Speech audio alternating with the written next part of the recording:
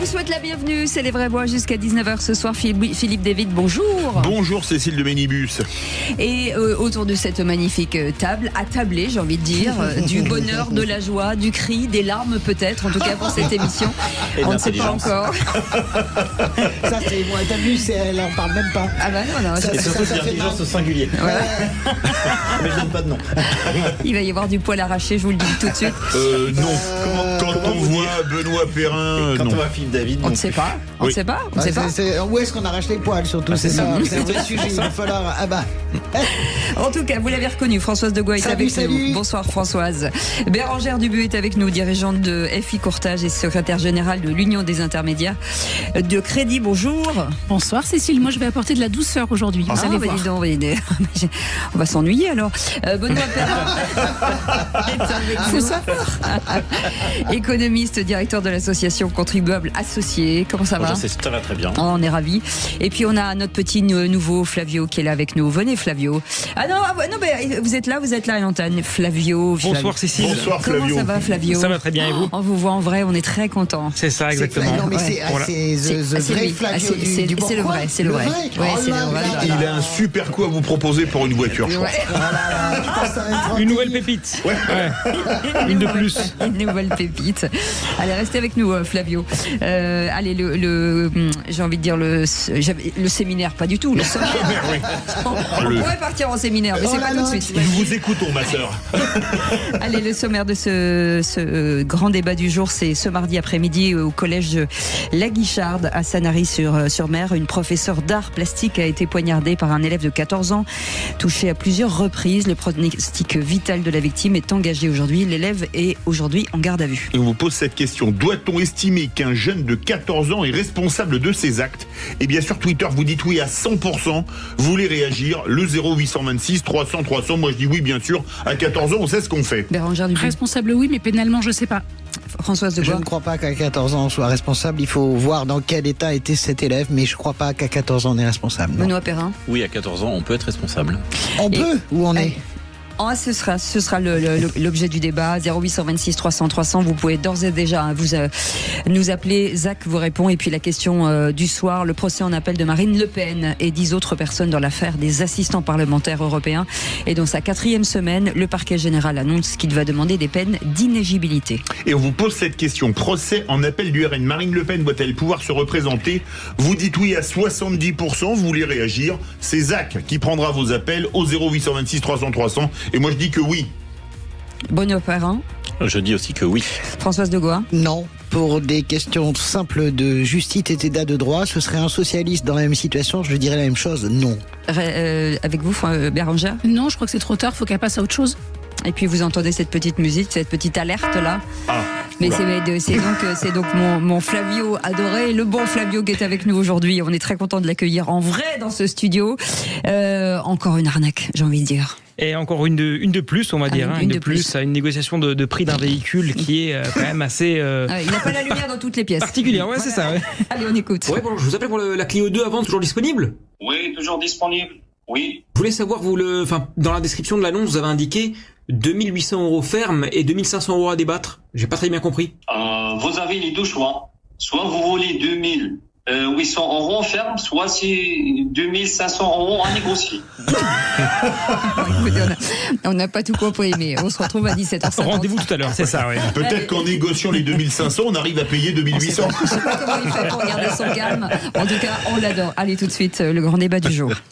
On va donc tout de suite prendre la direction de Sanary-sur-Mer où une professeure a été poignardée. Une professeure de maths a été violemment agressée par un de ses élèves de seconde en plein cours. Entre l'élève à gauche et la professeure à droite, le ton monte très vite. Ça s'est passé au lycée Montaigne, à Paris. Prestigieux établissement. La prof avait juste fait une remarque à l'élève. Depuis plusieurs années, on sent bien une forme, si vous voulez, de menace par rapport à l'essence même de notre métier. Et il lui a asséné 3 coups de poing au visage et 2 dans le dos. Menacer un professeur, c'est menacer la République.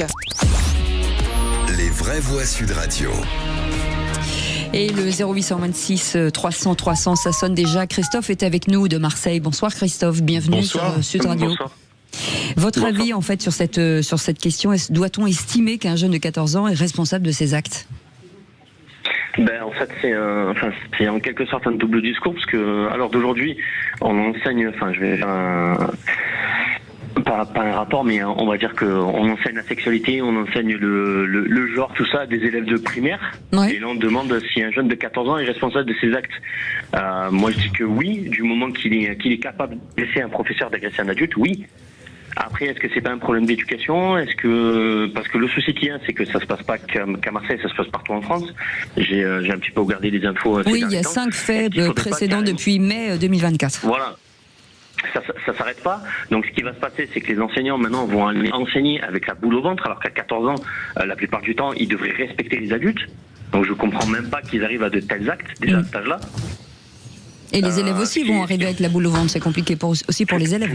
Tout à fait. Voilà, tout à fait. Ils vont pas savoir à quoi. Est-ce que on va faire quoi? On va mettre des gilets pare-balles, des gilets pare-lames aux enseignants. On va arriver à mettre on va dire des détecteurs de métaux comme aux États-Unis. Ouais. Vous êtes papa, Christophe? Oui, de 2 enfants qui sont au collège actuellement, où il y a eu d'ailleurs, j'avais témoigné pour une agression qu'il y avait eu au collège André Hérault sur une surveillante dans le 13e à Marseille. D'accord. Ah oui, donc c'est vous avez discuté avec vos enfants sur ce sujet? Tout à fait. Et c'est quoi la réaction des enfants aujourd'hui? Ils ont peur d'aller au collège? Surtout le grand, parce que le petit tout n'y est pas, mais j'ai d'autres amis de mon fils. Oui, ils ont peur d'aller au collège parce qu'à chaque fois ils y vont avec une appréhension. Surtout quand il y a d'autres enfants, plus âgés, de 3e ou de 4e, qui leur dit sur le coup de la colère. Alors je sais pas si c'est vrai, si c'est pas vrai, j'en sais rien. Mais quand on leur dit je vais te planter et qu'ils sont au courant qu'ils ont des armes dans leur sac, ça donne pas envie d'y aller, quoi. Je comprends. Allez, bougez pas, Christophe. 0826 300 300, c'est Christian qui est avec nous dans Anglette. Bonsoir, Christian. Oui, bonsoir. Bonsoir. Bienvenue. Quel est votre avis, mon cher Christian? Ça commence à devenir récurrent, non? C'est incroyable. Ça va continuer combien de temps? Surtout c'est ça ma réaction. C'est impossible que ça puisse continuer. C'est très bien d'en faire de l'information, c'est très bien d'en parler, c'est très bien d'entendre des ministres dire qu'on va faire ceci, cela, mais je crois qu'il va falloir trouver une solution différente, mais vraiment dans l'urgence, parce qu'en fait, si c'est pas les professeurs, vous le savez comme moi, c'est d'autres personnes.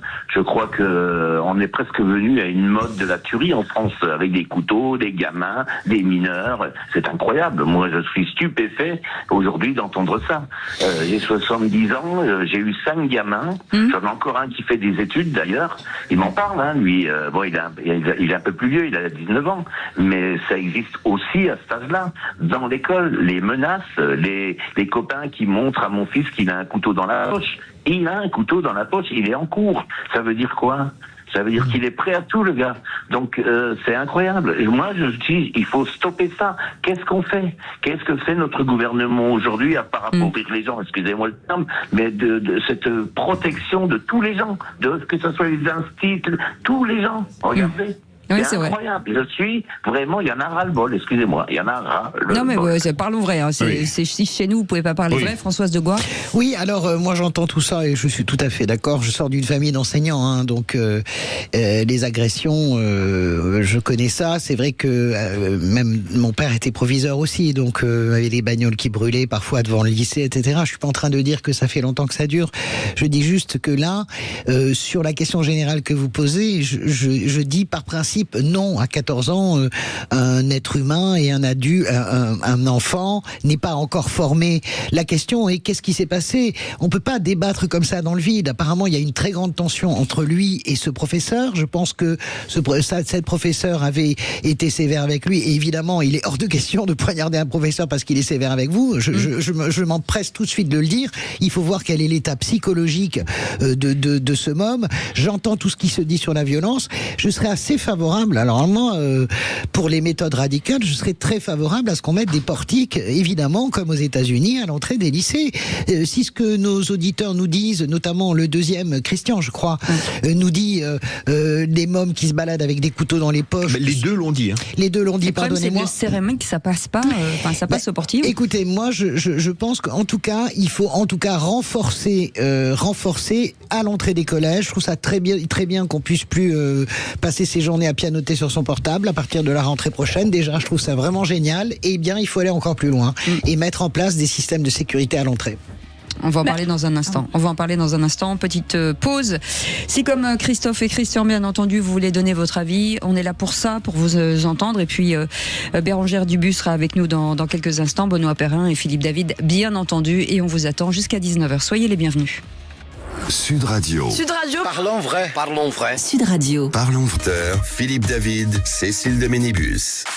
Et c'est un joli tour de table aujourd'hui avec Françoise Degois qui est avec nous. Bonjour. On est très content de vous avoir, Françoise. Moi, je suis très heureuse d'être là. Très content d'avoir aussi Bérangère Dubuc qui est avec nous, dirigeante de FI Courtage et secrétaire générale de l'Union des intermédiaires de crédit. On est très heureux d'avoir Benoît Perrin, économiste, directeur de l'association Contribuables Associés. Comme ça, en économie, on se sent moins bête. On se sent moins bête.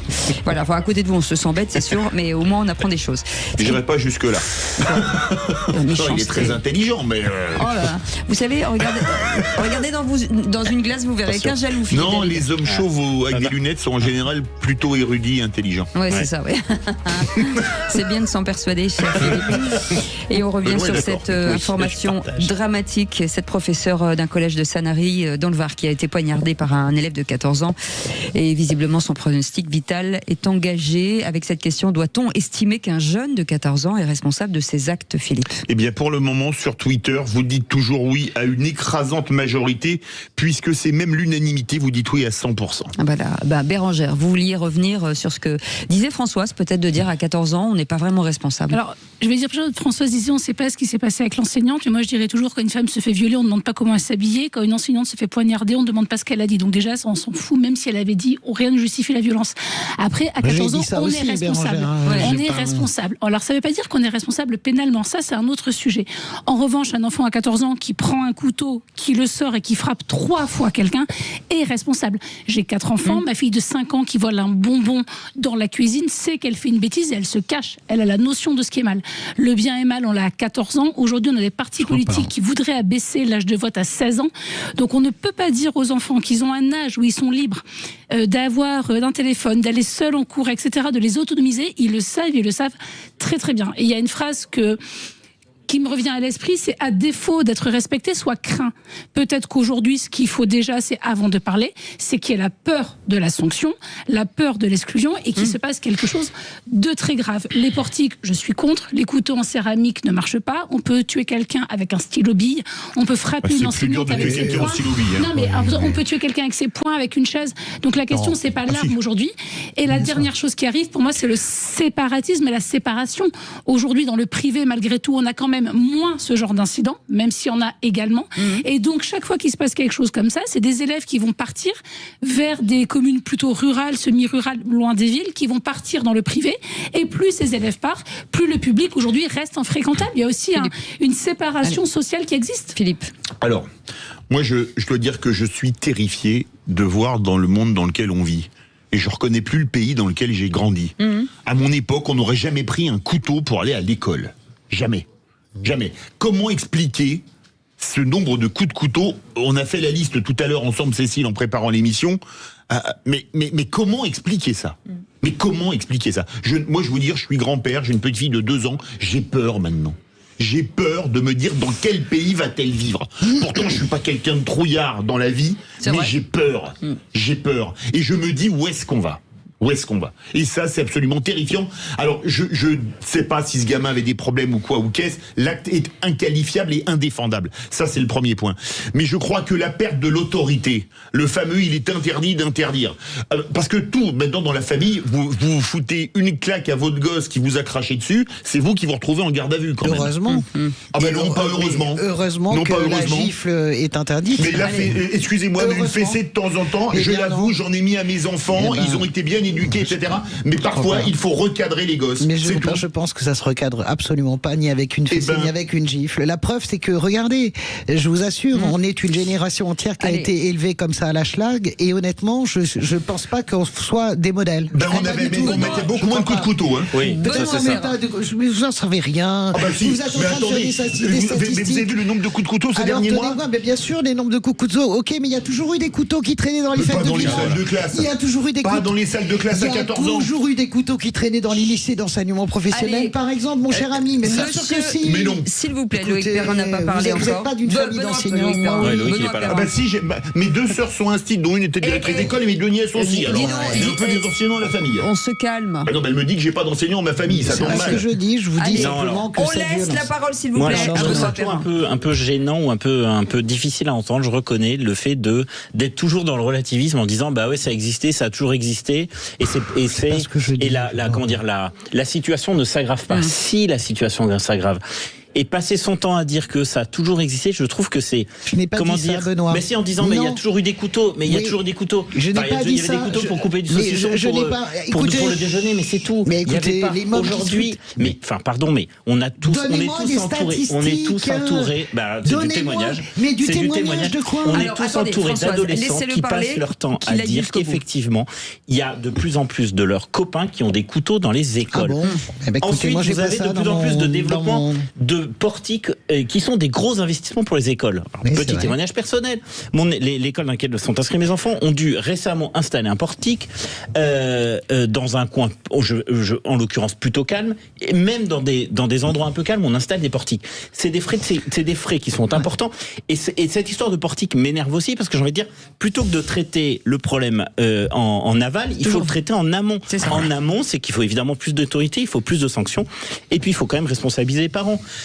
Parce que c'est vrai qu'un enfant même de 14 ans qui donne un coup de couteau, mais enfin pardon, mais il est évident qu'il sait qu'il commet un acte. Vous n'en savez rien. Vous ne savez pas.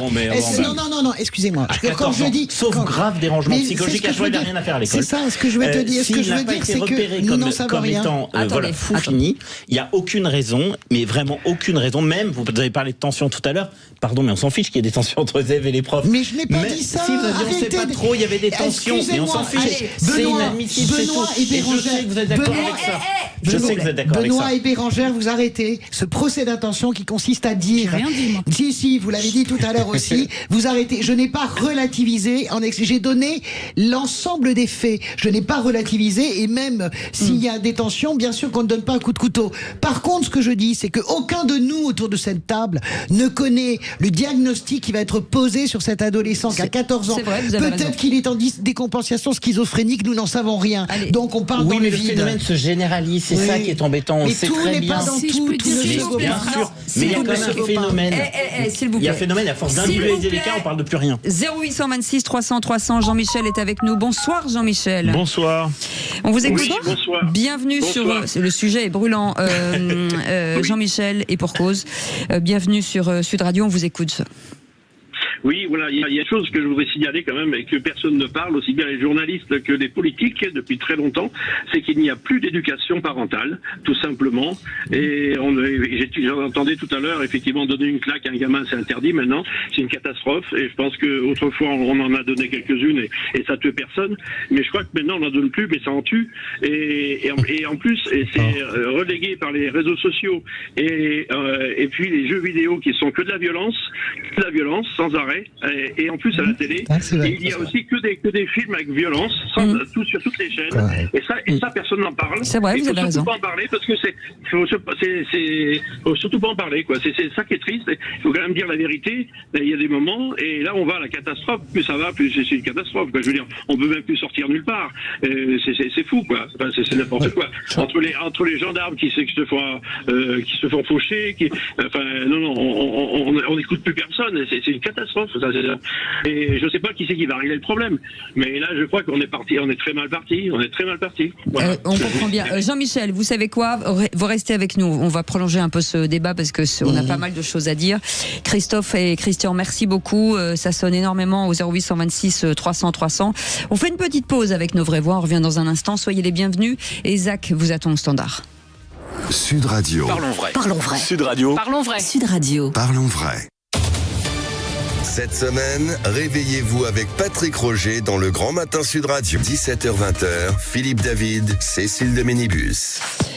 On revient sur cette information dramatique puisqu'une professeure d'un collège de Sanary dans le Var a été poignardée par un élève de 14 ans. Son pronostic vital est engagé et ce jeune homme, jeune garçon en tout cas, est en garde à vue pour l'instant avec autour de cette table Bérangère Dubu qui est avec nous, dirigeante de FI Courtage et secrétaire générale de l'Union des intermédiaires de crédit, Françoise Degois bien entendu, Benoît Perrin, économiste et directeur de l'association Contribuable associé avec Philippe David. Bien, il n'est pas associé avec Philippe David, mais avec aussi Philippe David aujourd'hui. On ne sait pas, ça peut arriver, on ne sait pas. Non, je vous le conseille pas. Avec Jean-Michel, qui est avec nous en direct, qui nous disait qu'il n'y a plus d'éducation parentale, donc aucun respect de l'institution. Vous vouliez rebondir Je voulais rebondir parce que Dubu. Moi, je suis une financière, donc je suis aussi quelqu'un de chiffres et de statistiques, mais je pense que vous aussi. Par exemple, la génération des parents qui ont mon âge, un petit peu 40 ans globalement, est la génération qui passe le plus de temps avec ses enfants. Paradoxalement, par rapport à nos passants aux générations précédentes, on passe plus de temps avec eux. Donc dire qu'il y a un désengagement général, je ne suis pas convaincue. En revanche, qu'il y ait une minorité d'enfants totalement livrés avec elle et à elle-même, et vous le savez, il suffit d'un enfant en classe pour que tout le groupe soit perturbé, tous les enseignants le disent. Ça, c'est vrai. Donc la question de l'inclusivité aussi à l'école se pose, où l'inclusion est très bien, sauf que quand on a des élèves qui ne sont pas adaptés, des élèves qui sont violents, comment on doit se les traîner jusqu'à 16 ans, parce qu'on doit les scolariser jusqu'à 16 ans, est-ce qu'on doit les garder dans ces classes ? Combien ça met les autres en danger ? Parce que là, c'est une enseignante qui est poignardée. Mais il y a des élèves poignardés. Les élèves qui se suicident suite au harcèlement, c'était le drame. Encore il y a une semaine, une petite jeune fille est morte. C'est aussi d'autres élèves qui peuvent les harceler. Donc, qu'est-ce qu'on fait de ces élèves-là ? Je ne suis pas sûre qu'il y ait que les parents qui soient en tort. Allez, 0826 300 300. Jean-Paul est avec nous de Toulouse. Bonsoir Jean-Paul, bienvenue. Jean-Paul. Bonsoir à l'équipe. Ravi de passer à l'antenne. Eh ben, on est ravis de vous accueillir. J'ai écouté avec attention le débat par rapport à ce soir. Je suis donc enseignant. J'ai connu le cas d'une jeune élève qui avait un couteau dans son cartable, mais non pas pour agresser un enseignant, mais pour se protéger par rapport à, en effet, comme vous l'avez dit précédemment, par rapport à du racket.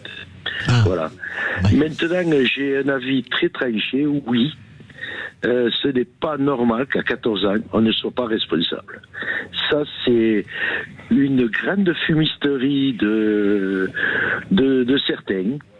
Quand un jeune prend un couteau et plante son camarade ou un enseignant, il sait ce qu'il fait. Il n'y a aucune excuse à ça. Mais vos élèves, pardon Jean-Paul, parce qu'on a très peu de temps, vos élèves, vous pensez qu'ils étaient matures à 14 ans ? Certains, oui. D'accord. Et surtout, ceux qui auraient été capables d'avoir un couteau sur eux.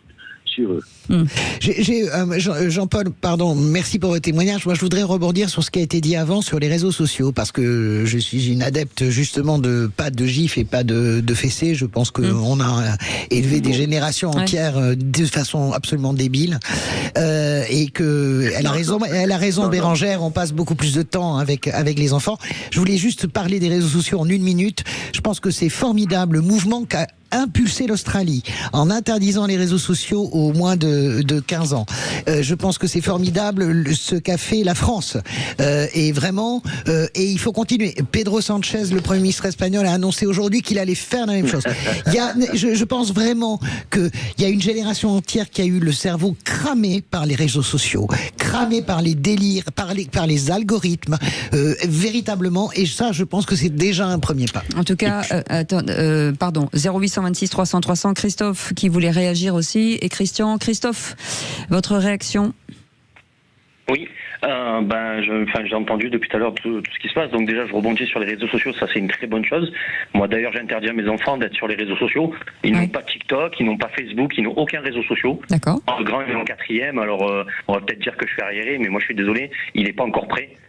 Pour moi les réseaux sociaux c'est pas avant la troisième. Là vous allez être dans la mouvance parce que ça va être interdit, donc c'est bien, vous êtes à la mode. Bravo.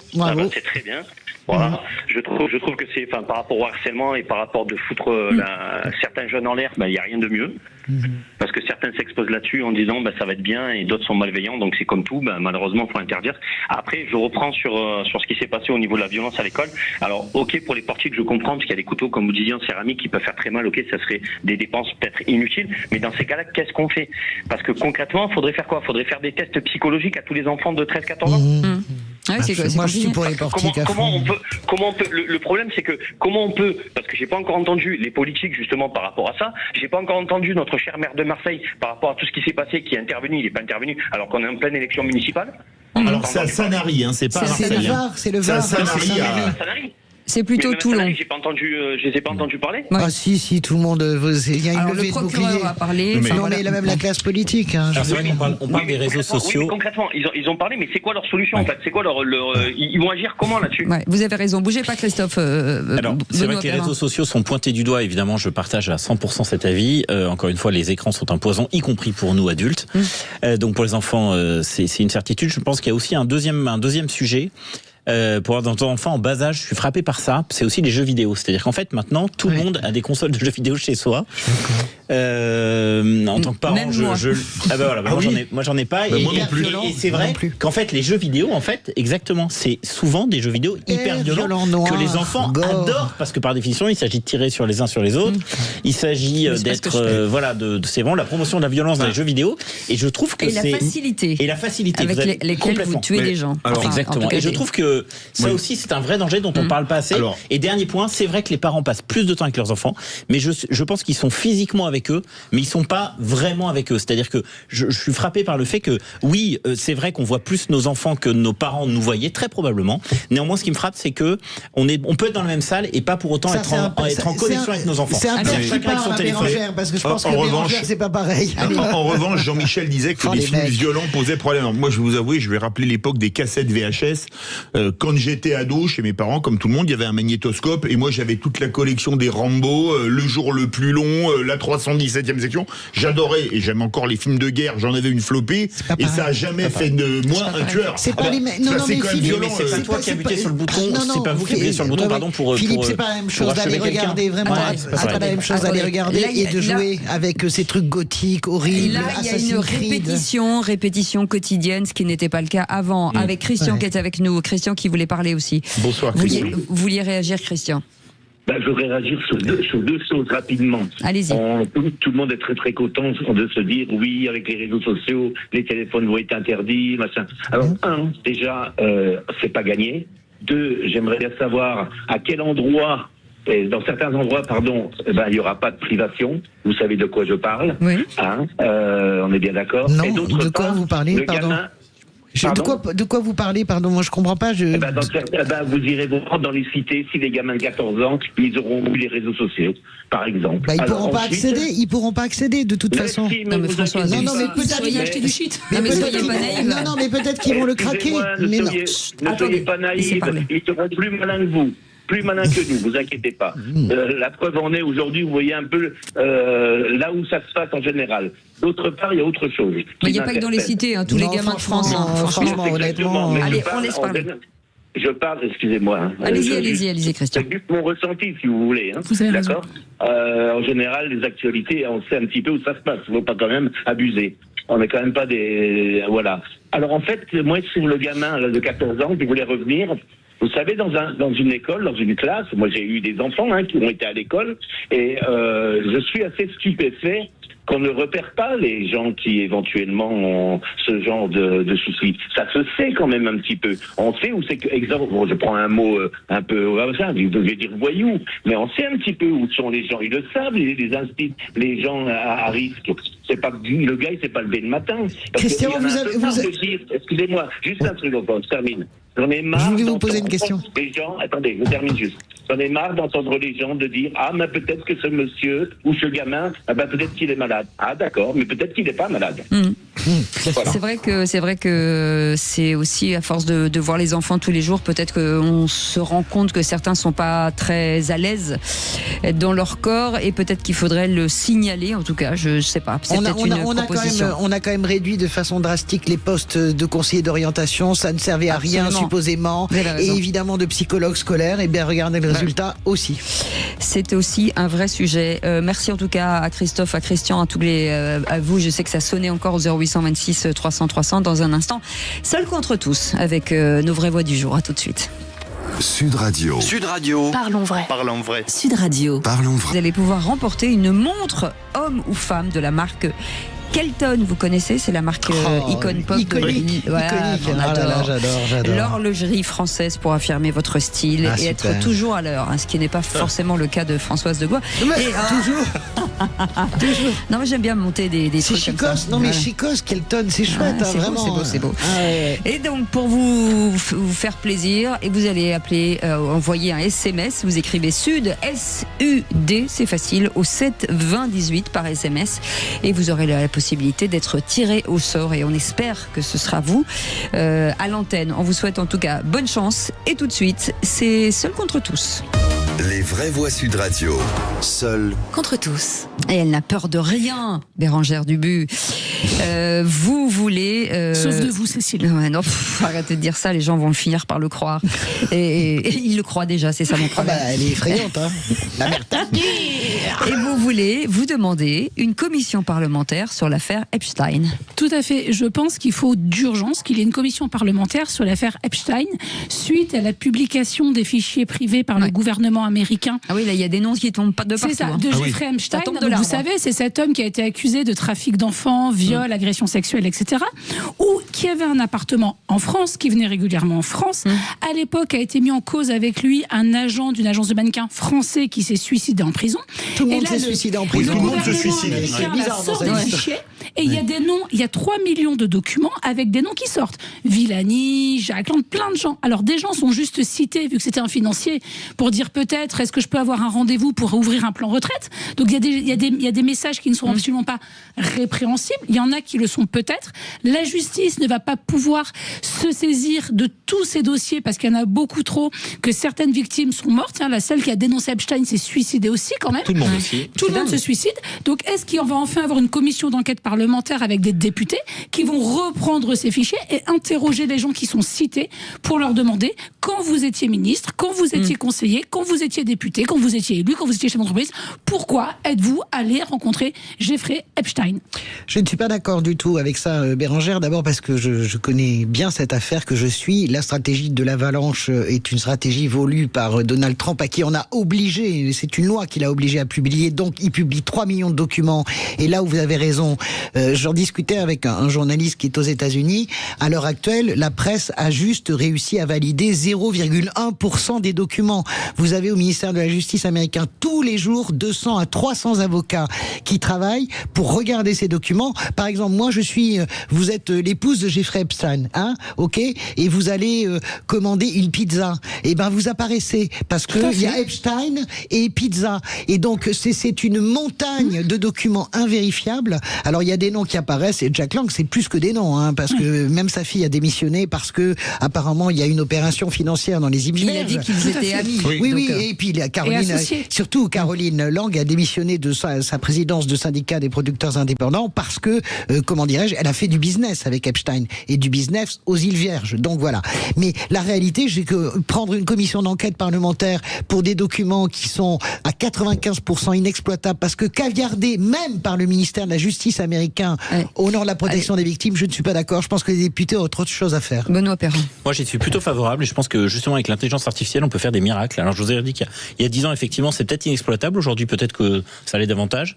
Et c'est vrai qu'il y a quand même c'est tellement glauque, c'est tellement horrible, c'est tellement atroce, c'est tellement répugnant que j'avoue que ça me fait mal au cœur que des gens qui aient participé à ce système-là, pour peut-être des stratégies dont vous venez de décrire le mécanisme, ne soient pas inquiétés par la justice. Voilà. Franchement, c'est tellement horrible que franchement, la justice s'en saisira. Pourquoi une commission d'enquête? Alors moi c'est pareil, je suis pas pour une commission d'enquête parlementaire. Je pense que la justice doit s'en saisir, mais j'ai quand même. Pour l'instant, il n'y a pas de J'ai quand même une certaine gêne. J'ai quand même une certaine gêne. Parce que je rappelle que Epstein est dans sa cellule, une cellule anti-suicide, où il se suicide et manque de chance. Les caméras étaient en panne à ce moment-là. C'est quand même fou. Là, c'est pas de chance. Jean-Luc Brunel se suicide. C'était un des fournisseurs d'Epstein en France.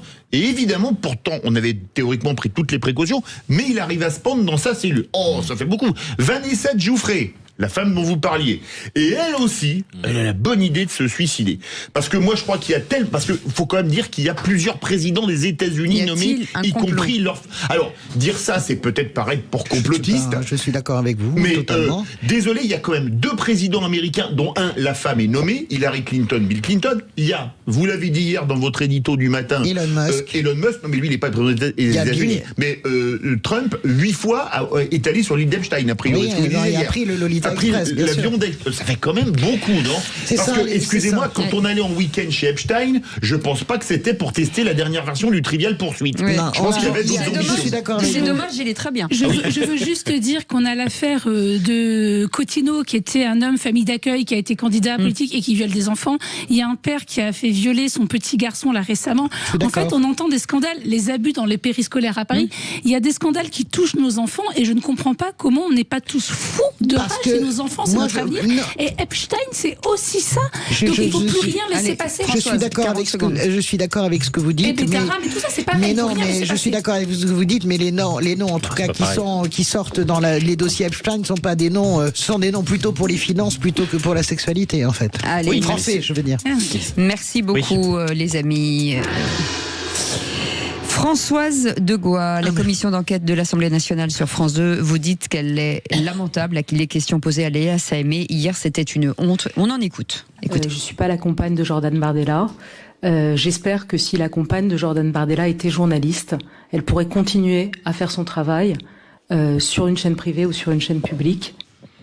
Moi, j'ai été outré. De toute façon, cette commission n'a ni queue ni tête. En parlant des commissions d'enquête parlementaire inutiles, en voilà une qui est 100% politique, d'ailleurs, à tel point que le président a été obligé de reprendre, de voler, interrompre les débats. On voit bien que Charles Aloncle, le député ciotiste, est en campagne avec... Hier, c'était dingue sur Léa Salamé. Vous aviez Charles Aloncle qui lui posait la question, est-ce que vous auriez eu le 20h si vous aviez été la compagne Jordan Bardella? Déjà, ce type de question est délirante. C'est-à-dire, d'abord, c'est le procès d'intention, évidemment, et en plus de ça, en quoi ça le regarde? Et Caroline Parmentier, députée RN, qui remet le couvert. Vous ne répondez pas à notre question. Est-ce que... Mais enfin, c'est délirant. Est-ce que cette question a été posée à un homme? Est-ce que cette question a été posée à Laurent Delahousse? Cette commission, véritablement, est lamentable par tout ce qu'elle génère dans le questionnement. Il y a une chasse aux supposément gauchistes. Et puis après, vous avez Ercilia Soudé qui dit, qui accuse Laurent Delahousse d'être macroniste.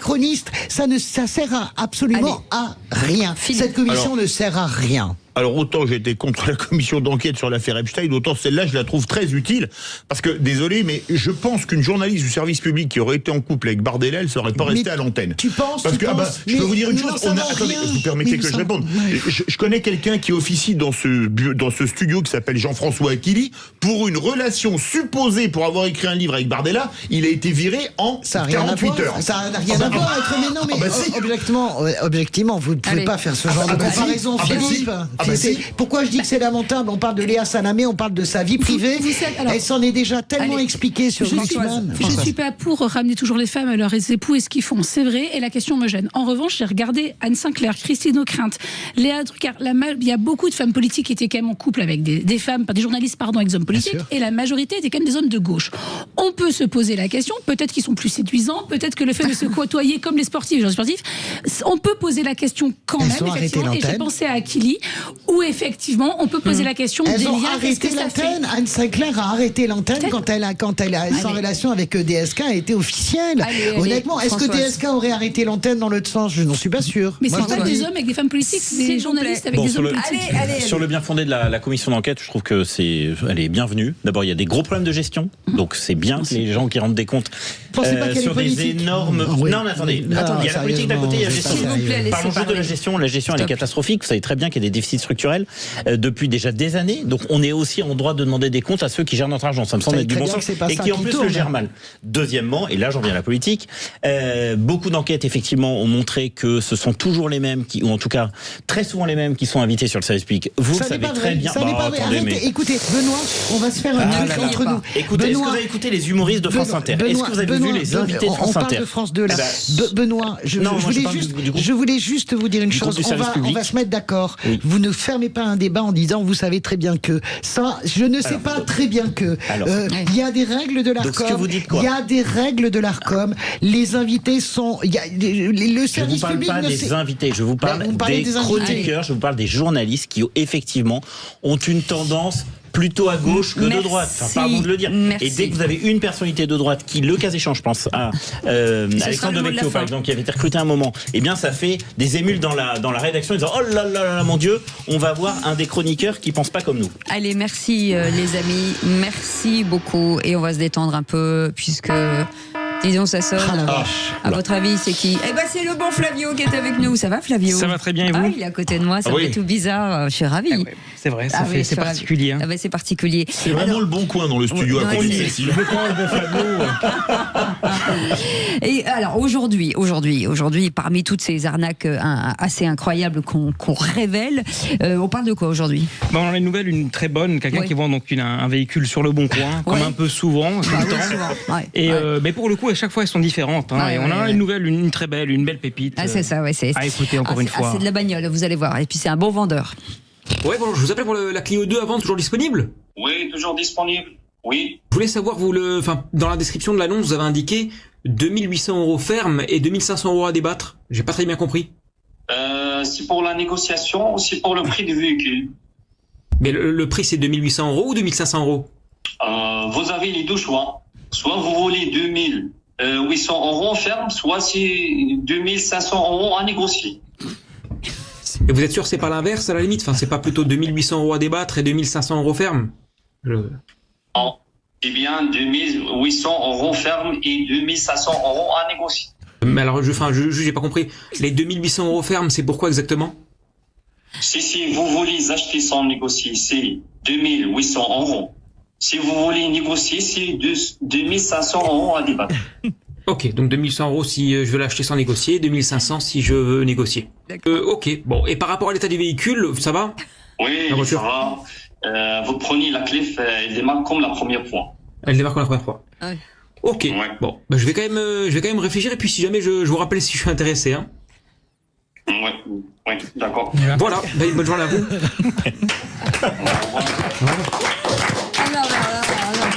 Elle est pas mal. C'est celle que vous avez garée dans le parking. Mais finalement, je suis venu avec, donc au moins, c'est pas une arnaque. Elle est jolie, elle est jolie. Finalement, vous l'avez acheté combien? Je comprends pas là. 2800 ferme. Ouais.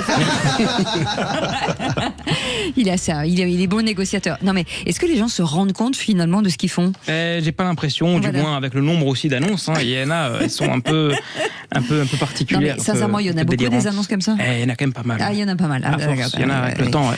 Bon, voilà. Mais je sais pas, moi j'ai un sentiment, il y en a beaucoup qui aiment les règlements en liquide. Comment vous expliquez ça? Je sais pas. On dirait c'est quand même. Je sais pas. Aujourd'hui, on est à l'ère par téléphone, carte de crédit, ils veulent tous du cash. Alors, du cash, que des billets. Je m'adresse à des gens d'argent, avec Benoît et Bérangère. Oui, nous on est les prolos. Expliquez-nous 2800 fermes et 2500 à débattre. C'est super intelligent. Parce que depuis tout à l'heure, je réfléchis, j'ai besoin de comprendre en fait. C'est comme quand vous mettez prix d'office 2008, réduction moins 10%. On se demande. Il s'est dit, je mets le prix d'office 2008 ferme. Ouais. Réduction 2005 à débattre. Il a voulu mettre un rabais, je crois. En fait, il s'est dit, c'est hyper intelligent. Donc ça veut dire qu'on peut descendre en dessous de 2005. Il a dit, c'est 2008 le prix officiel. Je mets 2005 et encore, tu peux baisser pour montrer le gain. Parce que ça veut dire Bérangère, ça veut dire qu'en fait que la caisse elle vaut que dalle.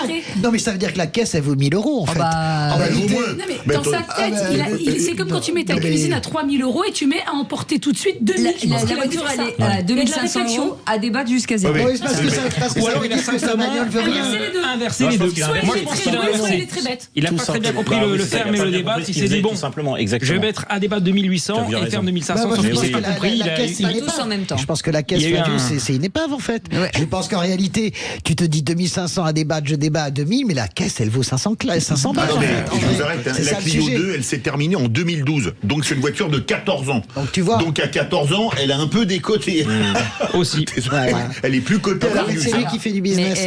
Je vous rappelle quand même qu'elle est passée sur Sud Radio, qu'elle est passée sur le compte Le Bon Flavio, donc elle vaut beaucoup plus cher maintenant. Ah oui. Ah bah oui, attendez, ça y est, on a fait monter la cote de cette voiture. Et si en plus on dédicace le capot avec une bombe de peinture, là elle vaut une fortune. Il y a un mec qui l'a acheté, qui a dit, vous vous rendez compte, j'ai acheté cette voiture qui était à 2800 à débattre, enfin ferme, et à 2500 € à débattre. C'est moi qui l'ai, voilà, c'est ça.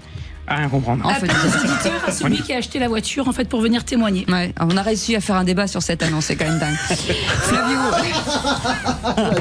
on va encore chasser des arnaques jusqu'à demain, tous les jours. Et comme on dit à chaque fois, à demain. Vivement demain. Vivement demain. À tout de suite. Sud Radio. Parlons vrai. Parlons vrai. Sud Radio. Parlons vrai. Sud Radio. Parlons vrai.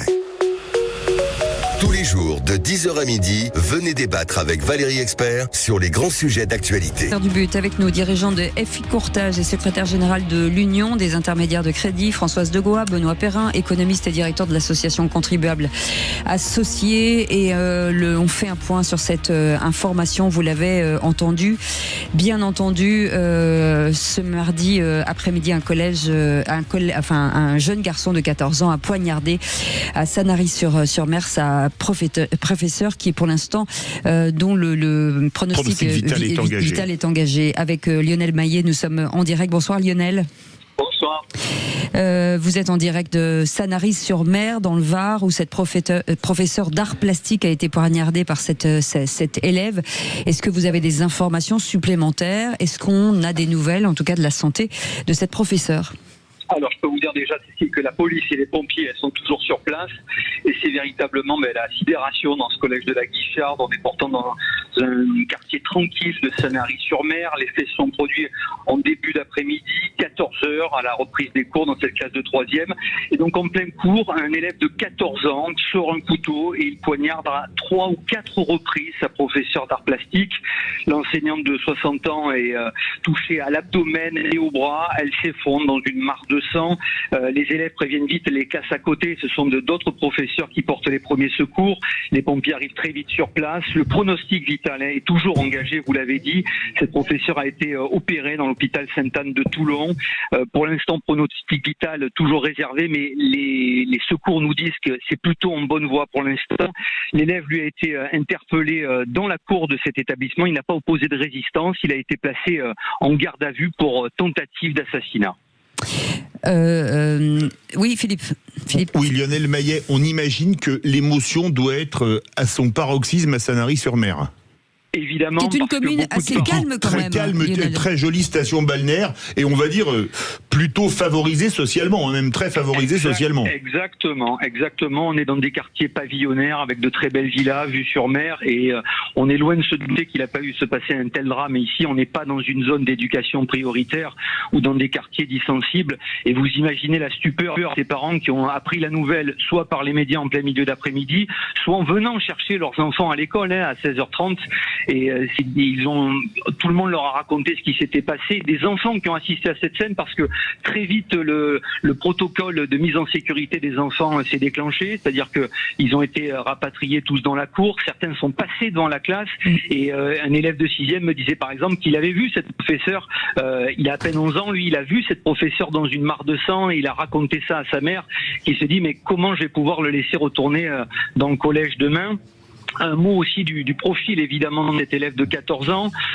Certains me disent que c'est un élève assez perturbé, qui crée des problèmes, des conflits. Il y aurait aussi des problèmes familiaux, mais pas de condamnation pénale, pas connu de la justice, nous dit le procureur de la République. À ce stade, pas de connotation politique ni religieuse, mais les investigations sont évidemment en cours pour cet élève. Donc, je vous dis, c'est laissé appréhender dans la cour de cet établissement, qui sera a priori ouvert demain, mais il n'y aura pas de cours et une cellule psychologique a été mise en place évidemment pour les élèves. Est-ce qu'on peut confirmer ces témoignages, en tout cas d'élèves qui disaient qu'il allait faire une bêtise ? Alors, certains m'ont confié, Cécile, que il y a quelque temps, ça se savait apparemment dans le collège, qu'il se serait vanté de dire « je vais m'en prendre à un professeur de maths », pas d'art plastique, comme la victime d'aujourd'hui, mais à un professeur de mathématiques. Ça, c'est ce que me disent certains élèves. C'est évidemment à confirmer, mais les parents et certains élèves avaient eu vent de cette rumeur en disant, voilà, ils sont vantés en disant « je vais le faire, je vais planter quelqu'un », comme il aurait dit à ses petits camarades.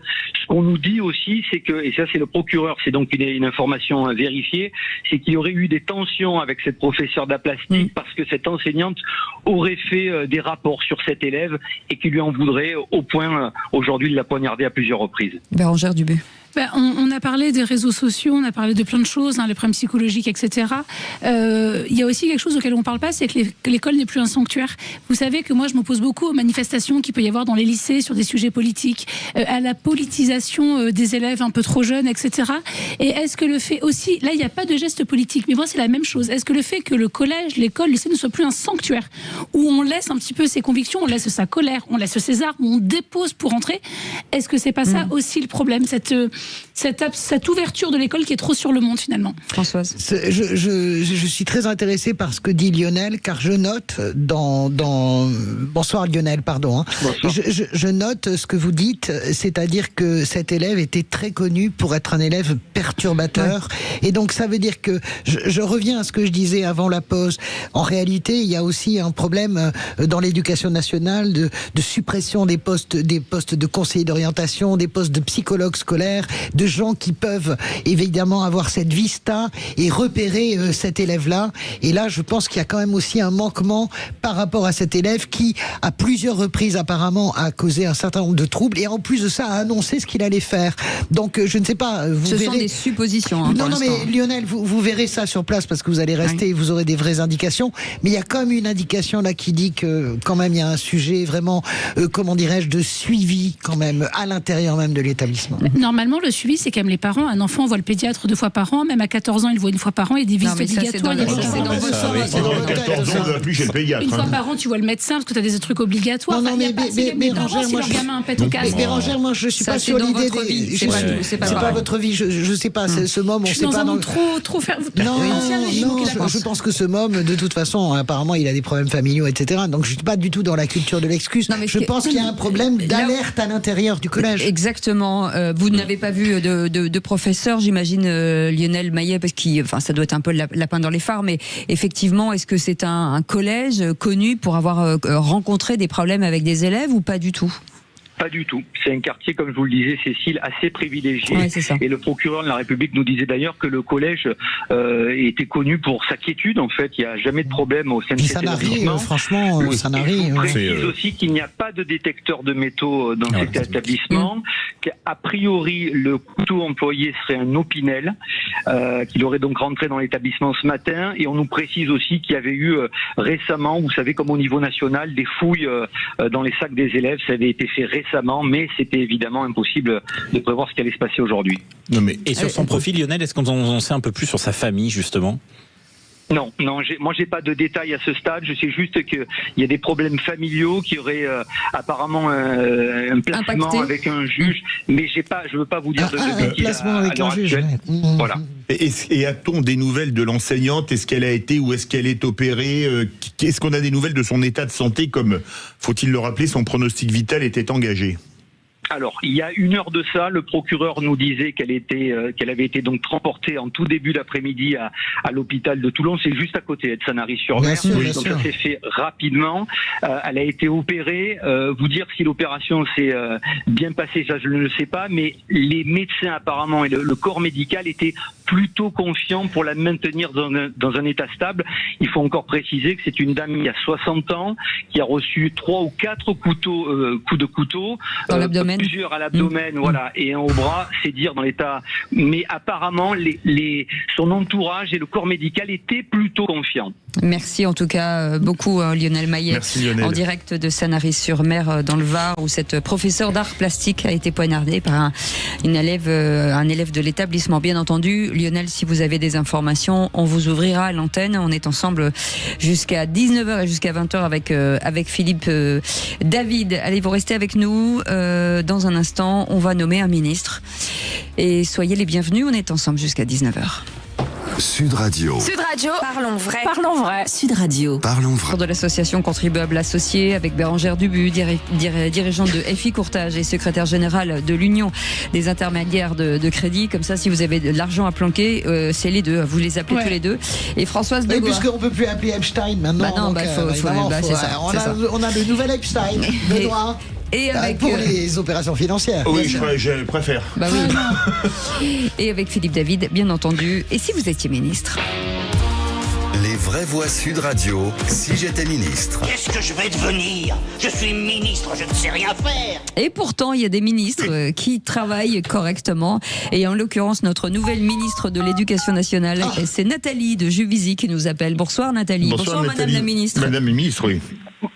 Madame le ministre, bonsoir. On est ravis en tout cas.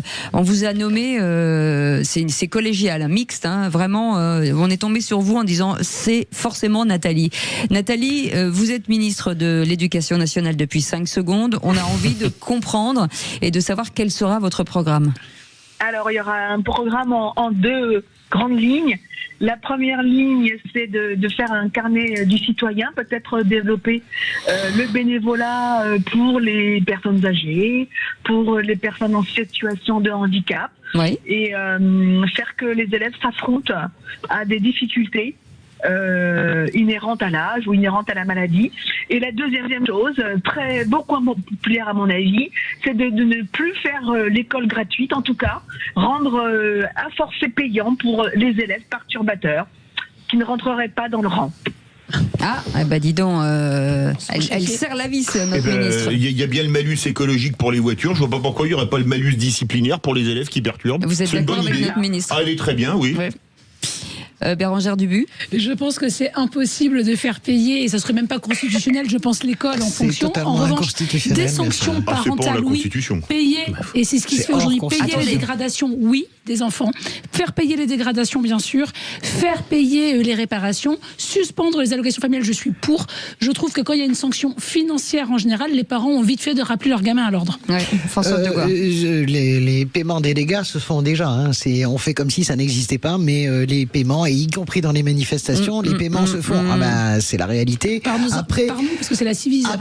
Après, comment dirais-je, non, c'est totalement inconstitutionnel. Vous faites une rupture de droit entre les citoyens. Donc non, on fait différemment. Oui, faire payer effectivement les parents.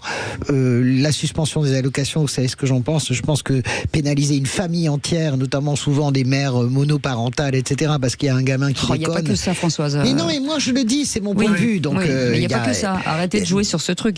Je joue pas sur ce truc, je dis juste que véritablement c'est un aspect, on peut pas décréter comme ça une loi générale, je pense que c'est au coup par coup. Et en tout cas, pas faire payer l'école. Alors, je souscris aux propositions du ministre. Je regrette juste... De la ministre, hein. Vous savez que ça, c'est une femme. C'est au féminin. Si j'ai encore le droit j'ai encore le droit de dire ce que je pense. Voilà, de dire ce que je pense et de donner un titre à des gens, pas en fonction du sexe, c'est juste un titre. Madame la ministre. Madame la ministre, voilà, exactement. C'est très bien, Madame la ministre. Entraînez-vous, ça va venir. Je reprends ça va venir. C'est Michel Alliot-Marie, qui était une femme, qui se faisait appeler Madame la ministre. Oui, mais c'est fini, vous savez. C'était il y a 25 ans. Ne me faites pas le coup des hommes et des femmes. C'est un choix, chacun. Vous préférez qu'on dise Madame la ministre ou le ministre, Nathalie? Madame la ministre. Très bien, Madame le ministre. Ça me rappelle Chirac. Voilà, c'est pour ça que je pense exactement. Arrêtez de crier. Je regrette juste quand même que sur ces sujets d'éducation, on parle jamais du fond qui est, en l'occurrence, faire en sorte que les enfants sachent lire, écrire, compter. On passe notre temps, et malheureusement, par une espèce de lâcheté générale, effectivement, parce qu'on prend pas les mesures qu'il faut, de parler de sécurité, alors qu'une école, ça devrait être la priorité des priorités du ministre de l'Éducation, ça doit être le savoir. Et en fait, on parle même plus du savoir, on parle du civisme, on parle de sécurité, on parle d'écologie. Bon, c'est très bien tout ça, mais je pense qu'il faudrait enfin quand même que on prenne conscience, et les classements internationaux le montrent en plus, qu'on a une dégringolade à la fois des classements des enfants, mais pire que ça, vous savez, il y a un classement qui s'appelle le classement PIAC, qui permet d'évaluer les compétences des adultes, en lecture, en calcul, dans un certain nombre de compétences élémentaires. Et ben même dans ce classement PIAC, les Français donc les adultes sont en dessous de la moyenne des pays de l'OCDE. Donc on s'effondre en termes de niveau dans les classements des enfants, et même au niveau des adultes, quand on fait des tests, on est moins bon. Donc je pense qu'il faut évidemment mettre le paquet sur la formation et sur le fond. En revanche, je trouve ça très intéressant, l'engagement. Vous êtes d'accord avec ça, Madame la ministre ? Absolument, oui, je rejoins l'interlocuteur, le chroniqueur, oui, tout à fait. Voilà, c'est ça, c'est peut-être le secrétaire d'État. Toute place est bonne à prendre. En tout cas, on a bien vu qu'il s'est placé quand même, hein. C'est pas non plus... Le DIRCAB. Il descend d'un cran, là. J'ai la tête du DIRCAB. Ah bah là, vous avez... Vous ne voyez pas, mais j'ai la tête du DIRCAB. 4 DIRCAB potentiels, Philippe David, non, moi, je veux le ministère de la Famille. Oh là là. Non, moi, je veux le ministère de la Culture. Ça va, je vous laisse l'économie. C'est sympa, je prends la famille. Le budget, moi, je prends la famille. Attendez, excusez-moi. Excusez-moi, j'ai entendu. Elle est ministre, Nathalie, elle n'est pas présidente de la République. Mais elle peut parler au président pour nous. Ah, elle peut placer les amis après. Absolument. Mais à mon avis, elle joue pour elle-même. Elle a bien raison parce que quand elle voit qui vous êtes, c'est toujours compliqué. Nathalie, merci d'avoir joué le jeu. C'était très intéressant et c'est toujours bien parce que ça permet en tout cas de développer des sujets intéressants. Madame la ministre, merci beaucoup. En tout cas, on vous laisse à votre ministère. Et tout de suite, les amis, le qui c'est qui le dit. Les vraies voix Sud Radio, le quiz de l'actu. Et là, mesdames et messieurs, je peux vous assurer qu'il n'y aura pas de, il y a pas de deal possible. Qui c'est qui l'a dit? Je ne suis pas plus con qu'un autre, mais ça suffit pas pour faire une excellente qualité pour être président de la République. Alors, c'est pas un homme politique, c'est un patron. Non, c'est Leclerc. Michel-Édouard Leclerc. Absolument. Un point pour Françoise Degois. Qui c'est qui l'a dit? J'appelle les patrons à s'engager plutôt que de râler. Patrick Martin. Le patron du MEDEF. Non. Patrick Martin. Non, Roland Lescure. Bonne réponse de Françoise Degois, le ministre de l'économie. Elle est en train de vous terrasser là. Elle est redoutable. Qui c'est qui l'a dit? Le PS est entré dans un soutien sans participation au gouvernement. Mélenchon. Non. LFI. Oui, mais qui? Panot. Bonne réponse. Mathilde Panot. Benoît Perrin, Mathilde Panot. Celle-là m'a fait rire. Qui c'est qui l'a dit sur le bilan de Sébastien Lecornu? Je suis sûr que j'aurais fait mieux. Bonne réponse. Non, pas Castex. Elle a dit Castex. Elle dit ça? Ouais, elle a dit ça. J'ai trouvé ça drôle. Je suis sûre qu'on n'est pas de dire encore un jour j'ai failli être Premier ministre. Il faut être... bon, bref. Il faut être cortiqué sacrément pour dire ce genre de conneries. Il faut être très culotté pour dire ça. Qui c'est qui l'a dit? L'urgence, la souveraineté nationale ne peut pas attendre 2027. C'est Bardella. Non, pas du tout le même bord. Non. C'est Mélenchon. Non, pas du tout le même bord non plus. Faut savoir. C'est Wauquiez. C'est Macron. Attal, Gabriel Attal. C'est une femme. Mais c'est comment ça? Aurore Berger. Non. Alors Panay-Runacher. Non. Maud Bréjon. Bonne réponse. Bravo. De Bérangère Dubu, Maud Bréjon, la porte-parole du gouvernement.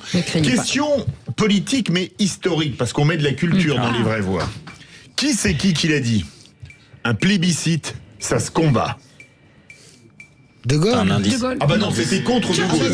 C'est Mitterrand. Non. Séguin. Non, presque. Non, parce qu'il était. Non, c'est avant. C'était bien avant. Non, avant. Au début de la 5e République. Un nom de famille composé. Chabon-Delmas. Non. Non, il était contre De Gaulle. Un nom de famille composé. Pensez à Genève. Un nom de famille composé. Pensez à Genève. Et il y a le nom de notre pays dedans. Bonne réponse. Et oui, contre les plébiscites référendaires, évidemment. C'est vrai. Qui c'est qui l'a dit? Écoutez bien. Bérangère, tu remontes, tu es devant. L'éternité, c'est long, surtout vers la fin. Woody Allen. Bonne réponse de Françoise. J'adore cette citation. Cette phrase. Qui c'est qui l'a dit? Alors, c'est un des rois de l'aphorisme. Ne remets pas à demain ce que tu peux faire après-demain. Il y en a beaucoup de rois de l'aphorisme. Pierre Dac. Non. Desproges. Non. Un peu plus ancien que ça. De Vos. Non, il a les mêmes initiales pour son prénom et son nom de famille. Ah bon? Je vous aide, c'est AA. C'est un des rois de l'aphorisme. Personne n'a la réponse? Antoine, non, c'est pas Antoine Blondin, non? C'était Alphonse Allais. Alphonse Allais, oui, bien sûr. Oui. Dès qu'on met un peu de culture, François mais c'est vrai que j'aime pas trop Alphonse Allais, moi, en fait. Pour dire les bronzés sont du ski, il y a du monde. Qui c'est qui l'a dit? Question cinéma. La vie, c'est comme une boîte de chocolat. On ne sait jamais sur quoi on va tomber. Bonne réponse, elle a été plus rapide. Forrest Gump. Et la dernière. Et une dernière question cinéma. si vous n'aimez pas la mer, si vous n'aimez pas la montagne, si vous n'aimez pas la ville, allez vous faire foutre. Jean-Luc Belmondo, c'est Jean-Paul Belmondo dans le film de Godard, bien sûr. À bout de souffle. Bonne réponse. Là, c'est terrible. Allez, 4, il y a égalité parfaite entre la mienne, elle vaut double. Si vous n'aimez pas la mer, si vous n'aimez pas la montagne, c'est la plus célèbre d'à bout de souffle. C'est le message que vous lui envoyez. Bon, et bravo les amis. Bravo. Je progresse, vous avez vu petit à petit. C'est bien. Bravo. C'est bien mon petit. Vous avez gagné ex-aequo. Vous avez gagné ex-aequo, j'adore cette phrase. Ouais, en c'est tout cas, des fans ici. les amis, vous restez avec nous parce que ça n'est pas fini. Dans un instant, on va revenir sur le procès en appel de Marine Le Pen et 10 autres personnes dans l'affaire des assistants parlementaires européens. On est dans cette 4e semaine et le parquet général annonce qu'il va demander donc des peines d'inéligibilité. On en parle dans un instant avec vous. Sud Radio. Parlons vrai. Sud Radio. Parlons vrai. A engagé, Paypal certifié présente. Les vraies voix Sud Radio, 17h-20h, Philippe David, Cécile de Ménibus. Et aujourd'hui, ce tour de table, Magic Tour de table avec Françoise Degois, Benoît Perrin, économiste, directeur de l'association Contribuables Associés, Bérangère Dubu, dirigeante de FI Courtage et secrétaire générale de l'UIC. Et vous, 0826 300 300 avec Philippe David, bien entendu. Et c'est la question du soir. Coup de tonnerre dans la vie politique française. Marine Le Pen condamnée pour détournement de fonds publics, écope de 5 ans d'inéligibilité. C'est ma mort politique qui est réclamée. L'ancienne présidente du RN est aussi condamnée à 4 ans de prison, dont 2 ans ferme aménagés sous bracelet électronique et à 100 000 € d'amende. À partir de combien dans les sondages on estime qu'on est au-dessus des lois ? Les juges, en toute indépendance, ont décidé d'appliquer la loi. Et ce n'est pas le législateur que je suis qui va venir commenter, discréditer une décision de justice. L'élu RN a quitté le tribunal en fin de matinée sans même attendre la fin de la lecture du jugement. Les vraies voix Sud Radio. Avec cette question, procès en appel du RN, Marine Le Pen doit-elle pouvoir se représenter, Philippe ? Et on vous pose cette question, oui, vous dites oui à 75%. Vous voulez réagir ? Zach attend vos appels au 0826 300 300. Et c'est Christian qui est avec nous de Levallois-Perret. Bonsoir Christian. Bonsoir Christian. Bonsoir à vous. Bienvenue sur Sud Radio. Quel est votre avis sur ce procès ? Alors, sur le procès, je peux pas me prononcer plus que ça. Par contre, sur le fait qu'elle soit inéligible, c'est un scandale. Ou alors il faudrait mettre la même grille de lecture sur tous les comptes de tous les candidats depuis 25 ans. Mm-hmm. Et là, on se rendrait compte que ce ne serait pas la seule. Mais comme d'habitude, on a l'impression que ça tape que sur la droite tout le temps. Mm-hmm. Je dis pas qu'elle a rien fait. A priori, quand même, tout le monde a l'air de dire qu'il n'y a pas d'enrichissement personnel, hormis le fait que, un peu comme M. Balkany, il y a des gens qui ont travaillé là où ils ne devaient pas travailler, mais c'est pas un enrichissement personnel. Enfin, je veux dire, si on commence à chipoter à ce niveau-là, c'est tellement le bazar, les financements de campagne électorale, que c'est impossible d'être dans les clous tout le temps. Alors, restez avec nous, Christian. On va bien entendu faire le tour de table. Françoise, D'abord, non, ça n'est plus du tout un souk impensable, les financements de campagne électorale. Et ensuite, non, ça ne touche absolument pas que la droite. Ça touche aussi la gauche, ça touche aussi le centre. Je rappelle qu'Henri Emmanuelli a été condamné. Je rappelle que Cahuzac a fait de la prison. Marine Le Pen. Je termine. Est-ce que je peux finir, s'il vous plaît ? Parce que je réponds point par point à ce que vous dites. Par ailleurs, la réalité, c'est que le dossier sur Marine Le Pen est accablant, contrairement à Bayrou qui n'avait pas été au centre, comment dirais-je, du système, puisqu'il n'était plus député européen. Elle en a complètement profité. On sait très bien, ça a été avéré que son père a bénéficié de chauffeurs, etc. Tout ça payé par la Commission européenne. Et d'ailleurs, c'est terminé. On ne peut plus faire ça. Et c'est ça qui est quand même heureux. Et moi, sur le fait qu'elle puisse pas se représenter, je pense pas que c'est un scandale. Et je vous dis ça, ce serait un socialiste en tête dans les sondages, je dirais la même chose. Aucun sondage ne vous permet d'être au-dessus de la loi.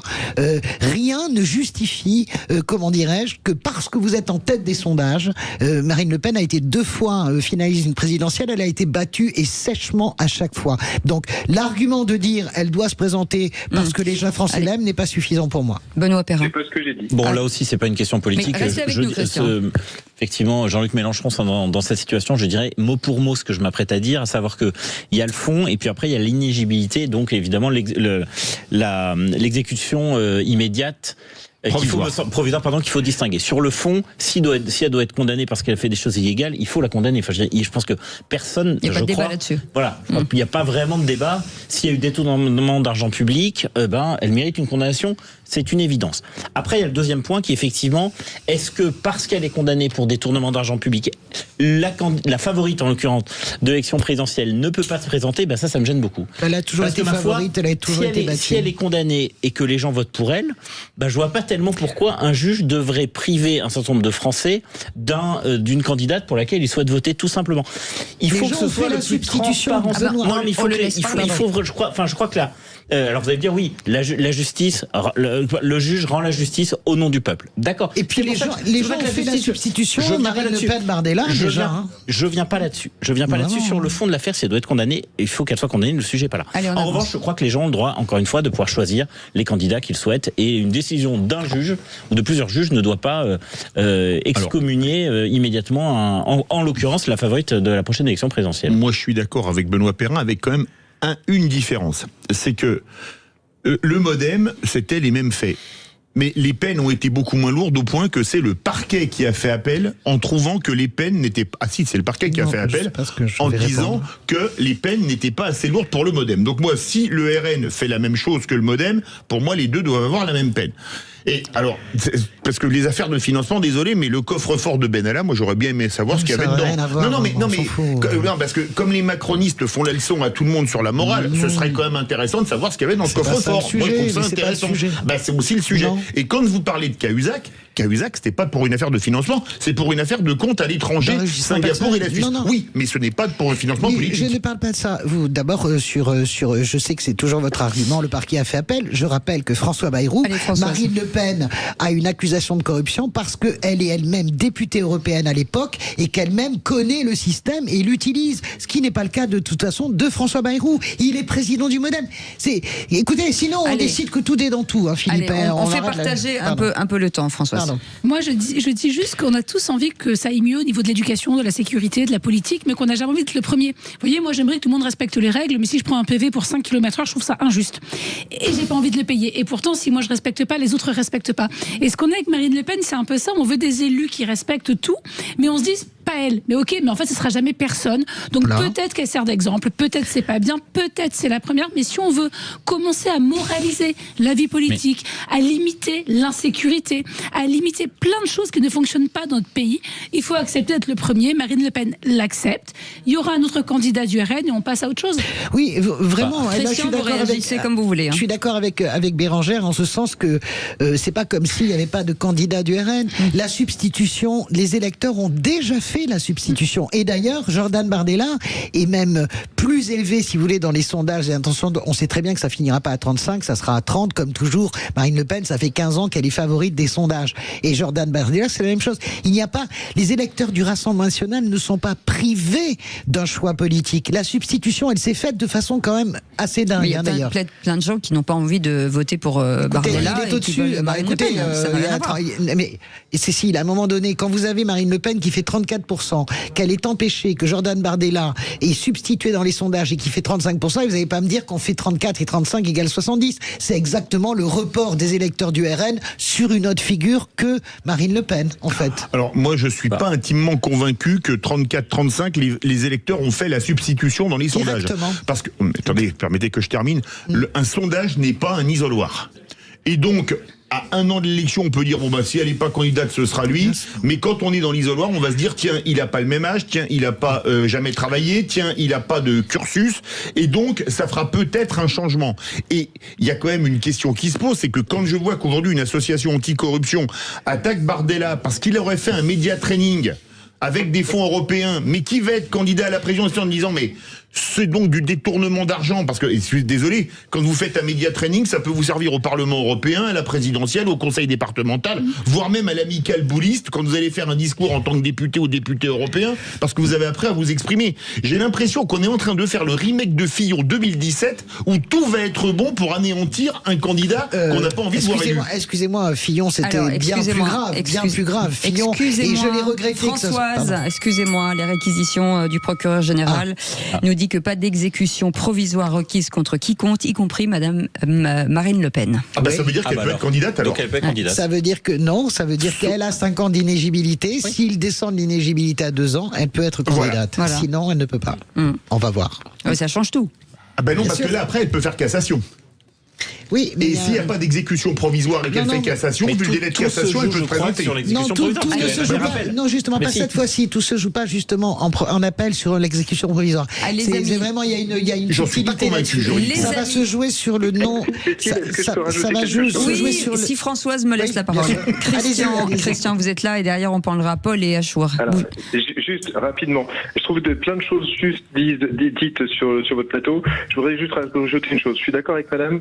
Il y a d'autres, les électeurs voteront même si c'est le dernier du comité central qui se positionne. Mais ce que je trouve moins intéressant en tant qu'électeur et en tant que citoyen français, c'est que je me rends compte depuis 3 ans que c'est pas le président qu'il faut être, c'est tenir l'Assemblée nationale. Regardez, là, l'Assemblée nationale fait ce qu'elle veut, ça neutralise le Premier ministre, ça neutralise le président. Si demain, les gens ont compris la leçon, ils mettront à peu près n'importe qui peut-être en président, ils s'en foutront, mais aux législatives, ils mettront les députés qu'ils veulent pour que, en ayant la majorité, les lois qu'ils veulent passent. Je pense que maintenant, le prochain combat pour les électeurs, ça va être de comprendre que le président, c'est pas lui, c'est le Parlement. Christian est censé, parce que je dis à peu près la même chose. Christian, restez avec nous. Paul est avec nous de Razimet. Bonsoir Paul, bienvenue. Oui, bonsoir à tous. Bonsoir. Merci pour demander la parole. Bon, moi je suis désolé, mais l'EPS, il donne des leçons. Françoise, elle connaît peut-être l'affaire en Poitou-Charentes. Ségolène Royal, c'était le journal du 28 janvier, le Sud-Ouest du 28 janvier, 110 millions de dettes, 140 millions de prêts toxiques. Le parquet ne s'est pas saisi, il n'y a rien eu, parce que Hollande a fait la réforme des grandes régions pour planquer l'affaire. Même Alain Rousset l'avait dénoncé à l'époque. Attendez. 250 millions d'euros. Oui, excusez-moi, mais la réforme des grandes régions, alors là, je sais de quoi je parle, puisque j'étais presque... Non, mais je vais terminer. Mais j'étais... Chaque émission, on entend Françoise de Gouin. Soyez sympa, mais excusez-moi, je vais répondre. Vous me mettez sur la sellette. Je devais reconnaître. Donc oui, j'étais au gouvernement à l'époque où se sont fait les grandes régions. Ça n'a rien à voir avec les dettes des uns et des autres. D'ailleurs, Alain Rousset ferait bien de regarder les dettes dans sa propre région d'Aquitaine. C'est simplement que c'était n'importe quoi et que ça a été fait sur un coin de table. Alors là-dessus, on va se rejoindre. C'était n'importe quoi les grandes régions. Mais je vois pas quel est le rapport avec Ségolène. Franchement, je comprends pas votre argument en fait. En vérité, je le comprends pas. Paul. Mais mon argument, il est simple. Il y a eu 110 millions de dettes quand Ségolène a quitté la région Poitou-Charentes. Mais c'est pas du détournement. Millions de prix toxiques. Mais c'est pas du détournement. Mais on passait où les 250 millions? Mais bien sûr, évidemment, elle s'est acheté un yacht avec. Non mais sérieux, il faut quand même être sérieux dans les arguments. Il faut arrêter. Et les comptes étaient insincères. Ça a été rejeté par les commissions aux comptes et tout. C'est impossible. Sinon, elle aurait été. On donne des leçons tous les jours. Mais non. Le PS. Faut arrêter vos conneries. Mais excusez-moi. Si la merde, c'est à cause du Parti socialiste. C'est vrai. Mitterrand, je pensais. Et Léon Blum aussi. Vous pouvez remonter à Blum. Paul, restez avec nous, Paul. Restez avec nous. Achour est avec nous. J'adore. Paul, bougez pas. Achour, bonsoir. Bienvenue sur Sud Radio. Vous nous appelez d'Evry. Bienvenue sur Sud Radio. On vous écoute. Allez-y. Moi, en tant qu'électeur RN par conviction et volonté politique, d'accord. Marine Le Pen doit plus se représenter. Pour l'image du RN, pour sa crédibilité morale et politique, quoi que ce soit, elle doit se retirer totalement de la politique, faire comme son père, limite. Parce que, imaginons, au vu de ce qui lui est accusé, qui est avéré, et j'espère que la justice en fera de même pour beaucoup de hautes personnalités politiques comme Mélenchon, par exemple, qui lui a aussi des casseroles, mais on ne sait pas exactement ce qui se passe, pourquoi il est protégé. Mais admettons, vous voyez par exemple, au deuxième tour des présidentielles, RN, Marine Le Pen, ou même si c'est pas Marine Le Pen, mais que Marine Le Pen ne peut plus se représenter, mais c'est toujours partie du parti, et que Bardella est au second, beaucoup ne voudront peut-être au deuxième tour, si le RN se retrouve face à un parti qui n'est pas trop aimé, par exemple, il y a des personnes qui au premier tour n'ont pas voté le RN ou la personne ou le parti opposé, voudraient voter RN mais ne le feraient pas en morale parce que encore dans ce parti il y a une personne qui fait tâche. Ouais. Ah, c'est possible. C'est possible. Soit on vote pour une personne, soit on vote pour des convictions liées au programme du RN. Ça dépend des gens. Il y a des gens qui aiment une personnalité et d'autres qui aiment l'ensemble. Bérangère, bougez pas, Achour. Ce que dit Achour est juste, et moi je voulais revenir un peu avant sur la colère de Paul, où je peux comprendre la colère de Paul, que c'est injuste, mais c'est ce que je disais. Il faut peut-être que désormais on accepte que ça change, d'accepter la sanction. Marine Le Pen, c'est peut-être la première d'une longue série que j'appelle de mes vœux.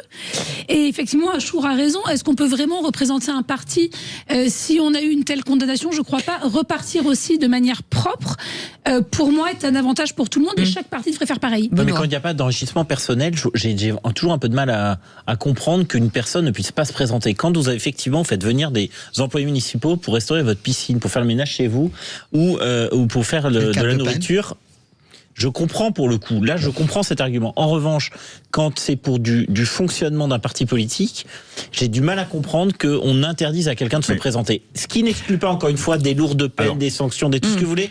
D'un point de vue pécuniaire, d'un point de vue administratif, je comprends très bien les sanctions. Il faut, vous avez complètement raison, évidemment, de l'exemplarité sur la gestion de l'argent public, parce que ça reste de l'argent public. Donc ça, je comprends très bien. En revanche, le volet politique, je reste gêné parce que on a quelqu'un qui est quand même, on va dire, encore une fois en haut des sondages, qui a été qualifié 2 fois pour la. Qui a été battue 2 fois. Mais c'est pas parce qu'elle est battue qu'elle n'a pas le droit de se présenter. Mais oui, mais c'est pas les sondages. Les sondages, ça n'a rien à voir. Non, mais ça n'a rien à voir. Le fait qu'elle fait 40%, ça n'a rien à voir. Je dis juste que là, en l'occurrence, elle est plutôt favorite de l'élection. Je dis pas qu'elle sera élue, j'en sais rien. C'est pas le sujet. Je dis juste qu'elle ne s'est pas enrichie personnellement, donc voilà. Je voudrais juste dire, j'entends ce que vous dites. En tout cas, il y a eu des services rendus à son père en 30 secondes. Je précise pour Marine Le Pen, seule une éventuelle peine d'inéligibilité inférieure à 2 ans, malgré l'absence d'exécution provisoire et l'absence d'une condamnation d'un port de bracelet, pourrait lui permettre de concourir. Voilà, donc elle n'est pas sortie. Et c'est une réquisition. Ça n'est pas une décision de la Cour d'appel qui sera donnée. Pourquoi 2 ans? Parce qu'elle a déjà la décision d'Adia. Elle a 1 an déjà. Elle a déjà fait 1 an. Voilà. Donc elle pourrait commencer en janvier. Voilà, en janvier 2027 en campagne. Allez les amis, vous restez avec nous. Paul, merci beaucoup. Achour, merci beaucoup. C'est toujours un plaisir de vous accueillir. Moi j'adore quand les auditeurs viennent nous parler avec nous et débattre avec nous. C'est toujours très intéressant. N'hésitez pas à 0826 300 300. Et j'en profite pour dire que à 19h, François Libourneau et Philippe David sont à votre disposition. Et là, c'est pour vous, cette émission aussi. Évidemment, les vraies voix font parler la France. Alors, vous voulez beaucoup réagir. On a eu énormément d'appels pour parler du drame, parce que quelle que soit l'issue, c'est un drame à La Seine-sur-Mer. À Sanary-sur-Mer, pardon, c'est pas très loin. Vous voulez réagir, vous avez été très nombreux à appeler. On en parlera également en début d'émission. Tous les autres sujets vous sont ouverts, que ce soit l'explosion, malheureusement, du nombre de faillites d'entreprises, tous les autres sujets. Zach attend vos appels au 0826 300 300. Et juste après, on dira au revoir à Bérangère Dubu, Françoise de Gois et Benoît Perrin. Juste après, la petite phrase du jour, c'est dans un instant. Sud Radio. Sud Radio. Parlons vrai. Parlons vrai. Sud Radio. Parlons vrai. Si Bérangère Dubu est avec nous, Françoise de Gois, Benoît Perrin. Et cette phrase du jour de Céline Imard, députée européenne et vice-présidente des Républicains, qui était l'invité politique de Jean-François Aquili, c'était ce matin sur Sud Radio. Écoutez. Les vraies voix Sud Radio. La France aujourd'hui n'a plus les moyens d'exiger des choses au niveau de Bruxelles, parce que je l'ai exprimé aussi beaucoup de fois, parce que nous ne tenons pas l'ordre dans nos rues, nous ne tenons pas l'ordre dans nos comptes, nous avons une trajectoire budgétaire qui met en danger toute la zone euro, et donc nous sommes affaiblis par nature, et nous ne pouvons plus aujourd'hui défendre nos intérêts stratégiques à Bruxelles face à des États qui, eux, ont des intérêts vitaux à signer cet accord. Je me tourne vers Benoît Perrin, peut-être. Eh bien, je pense qu'elle a raison. Non, mais très concrètement, c'est vrai que c'est compliqué, je crois, de penser qu'on va avoir des intérêts communs avec les pays de l'Union européenne tant qu'on n'a pas le même niveau. qu'est-ce qu'on observe malheureusement, c'est qu'on voit que la France s'enfonce effectivement. Alors effectivement, on a beaucoup parlé du déficit, on a beaucoup parlé de la dette, on a beaucoup parlé de l'instabilité politique. Et on parle pas, me semble-t-il, assez de la compétitivité de nos entreprises qui effectivement recule par rapport aux entreprises européennes. Il suffit de voir la balance commerciale. La balance commerciale française est déficitaire d'à peu près 60 milliards.